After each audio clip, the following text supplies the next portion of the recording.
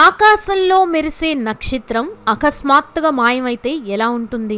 సరిగ్గా అలాగే భారతీయ చరిత్ర పరిశ్రమని తన నటనతో, అందంతో ఊపేసిన ఒక హీరోయిన్ తన కెరియర్ పీక్ స్టేజ్లో ఉన్నప్పుడు ఒక్కసారిగా కనిపించకుండా పోయింది.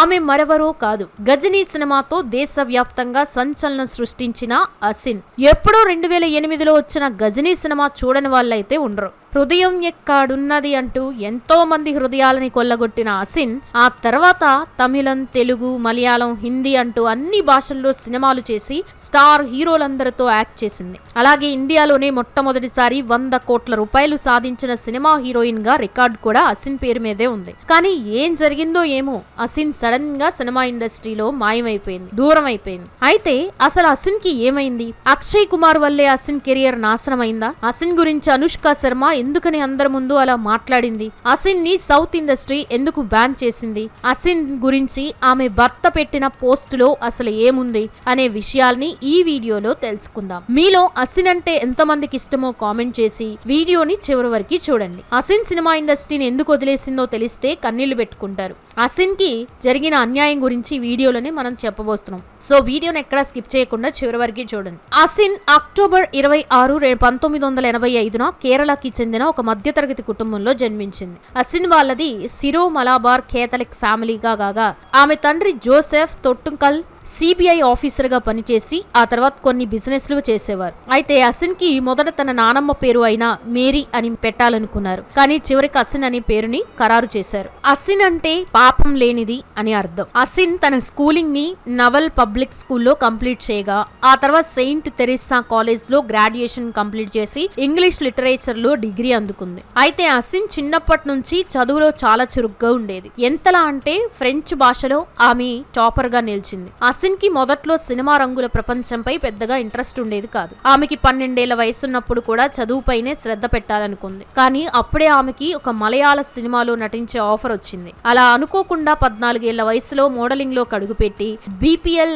వంటి పెద్ద బ్రాండ్ల యాడ్స్ లో నటించింది. ఆ తర్వాత 2001లో నరేంద్ర మఖన్ జయకాంతన్ అనే సినిమాలో మొదటిసారి హీరోయిన్ గా నటించిన అసిన్ కి ఆ తర్వాత వెంటనే మరో అవకాశం దొరకలేదు. కానీ 2003లో తెలుగు సినిమా ఇండస్ట్రీలోని మన పూరి జగన్నాథ్ నుండి అసిన్ కి పిలుపొచ్చింది. అలా పూరి జగన్నాథ్ డైరెక్షన్ లో అసిన్ రవితేజతో కలిసి అమ్మా నాన్న ఓ తమిళమ్మాయి సినిమాలో యాక్ట్ చేసింది. ఈ సినిమా బాక్సాఫీస్ వద్ద సూపర్ హిట్ అవడంతో పూరి అసిన్ కి మరో ఛాన్స్ ఇస్తూ ఆ వెంటనే తన నాగార్జునతో తీస్తున్న శివమణి సినిమాలో హీరోయిన్ ఛాన్స్ ఇచ్చాడు. ఇక ఈ సినిమా కూడా బాగా ఆడడంతో అసిన్ కి తెలుగులో మంచి డిమాండ్ పెరిగి బాలకృష్ణతో లక్ష్మీ నరసింహ, వెంకటేష్ తో ఘర్షణ, ప్రభాస్ తో చక్రం, పవన్ కళ్యాణ్ తో అన్నవరం వంటి సినిమాల్లో నటించింది. అమ్మా నాన్న, తమిళమ్మాయి, తమిళ్ కి remake M Kumaran son of Mahalakshmi సినిమాతో కాలీవుడ్ ఇండస్ట్రీకి కూడా ఎంట్రీ ఇచ్చిన అసిన్ కి 2005లో తన కెరియర్ కి మలుపు తిప్పే సినిమా ఛాన్స్ వచ్చింది. అదే గజనీ. గజనీ సినిమా తర్వాత అసిన్ స్టార్ హీరోయిన్ అయిపోయింది. దాంతో అజిత్, విజయ్, సూర్యలతో 2 సినిమాల్లో నటించిన అసిన్ 2008లో కమల్ హాసన్ తో కలిసి దశావతారం సినిమా చేసి ఇండియా వైడ్ గా క్రేజ్ సంపాదించింది. ఆ క్రేజ్ వల్లే గజనీ సినిమా తీసిన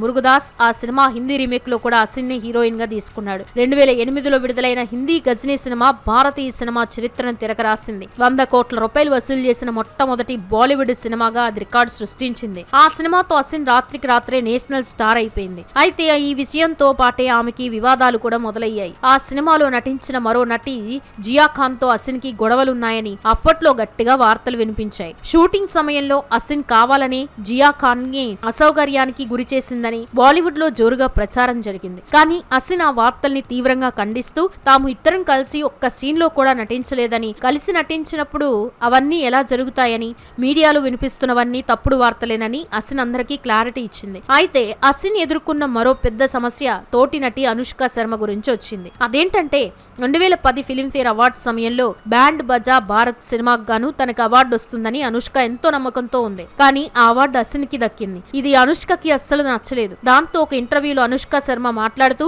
అసిన్ అప్పటికే సౌత్ సినిమాల్లో నటించే అనుభవం ఉన్న నటి అని, ఆమెకి డెబ్యూ అవార్డు ఇవ్వడం ఏంటని విమర్శించింది. అలా ఈ ఘటన వారిద్దరి మధ్య ఉన్న కోల్డ్ వార్ ని బయటపెట్టింది. అసిన్ కెరియర్ లో మరో వివాదం లండన్ డ్రీమ్స్ సినిమా సమయంలో జరిగింది. ఆ సినిమా షూటింగ్ కోసం అసిన్ ప్యారిస్ వెళ్ళినప్పుడు తనకి కంఫర్టబుల్ గా ఉండే షూస్ కావాలని ఆమె పట్టుబట్టింది. దాంతో దర్శకుడు విపుల్ షా ఆమె కోసం అప్పట్లోనే 2 లక్షల రూపాయలు ఖర్చు చేసి చూసుకొనిపించారు. ఈ విషయంగా కూడా అసిన్ కావాలని ఎక్కువ ఖర్చు పెట్టిస్తోందని విమర్శలు వచ్చాయి. కానీ దురదృష్టవశాత్తు ఆ సినిమా బాక్సాఫీస్ వద్ద ఘోరంగా విఫలమైంది. అసిన్ కెరియర్ లో అతిపెద్ద మలుపు ఆమెకు ఎదురైన బ్యాన్. తమిళనాడులో శ్రీలంకకి వ్యతిరేకమైన భావోద్వేగాలు బలంగా ఉన్న టైంలోనే ఐఫా అవార్డుల వేడుక శ్రీలంకలో జరగాలని నిర్ణయించారు. దాంతో తమిళ సినీ పరిశ్రమ ఆ వేడుకల్ని బహిష్కరించాలని పిలుపునిచ్చింది. ఆ కారణంగానే అమితాబ్ బచ్చన్, షారుఖ్ ఖాన్ వంటి పెద్ద నటులు ఎవరూ అక్కడికి వెళ్లలేదు. అలాగే శ్రీలంకలో సినిమా షూటింగ్స్ కూడా జరగకూడదని తీర్మానించుకున్నారు. కానీ సల్మాన్ ఖాన్ తో కలిసి రెడీ సినిమా షూటింగ్ కోసం అసిన్ శ్రీలంకకి వెళ్ళింది. ఆమె స్వయంగా ఒక తమిళ నటి అయ్యుండి తమ మనోభావాల్ని పట్టించుకోకుండా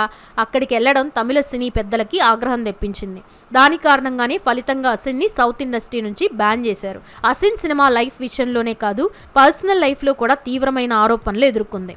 బాలీవుడ్ నటుడు నీల్ నితిన్ ముఖేష్ తో ఆమె 6 ఏళ్ల పాటు రిలేషన్ లో ఉందని, కానీ ఆమె ఎప్పుడూ ఆ విషయాన్ని బయటికి చెప్పలేదని వార్తలు వచ్చాయి. అయితే ఈ విషయంగానే నీల్ నితిన్ ముఖేష్ ఒక ఇంటర్వ్యూలో మాట్లాడుతూ అసిన్ తనని మరియు తన కుటుంబాన్ని మోసం చేసిందని, ఆమె కేవలం తన ఎదుగుదల కోసమే తనని వాడుకుంటుందని ఆవేదన ఆరోపించాడు.